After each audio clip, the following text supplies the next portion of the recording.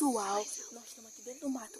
Nós viemos para acampar, só que nós perdemos nossas coisas lá no acampamento e nós estamos aqui no meio do nada.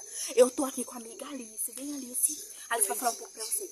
Gente, escutou um barulho ali no mato, como se fosse tipo uma pessoa. Ou um animal, pode ser. Se nós estamos bastante com medo, nós estamos de Só que chinela. eu achei, a Amanda tá falando assim que pode ser um animal, né? Mas aí eu falei, mas Amanda é muito grande, com braços, pernas, assim, só Então, um macaco. então pode ser uma coisa bem mutante, entendeu? E Meu deixa o Deus, like, gente. se inscreve no canal. Gente, Nós eu tô estamos com medo. muito medo.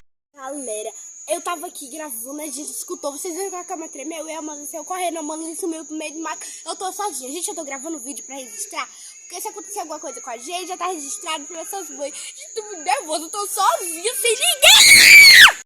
Gente, eu tô sozinha e triste, gente, agora. Gente, eu acho o corpo.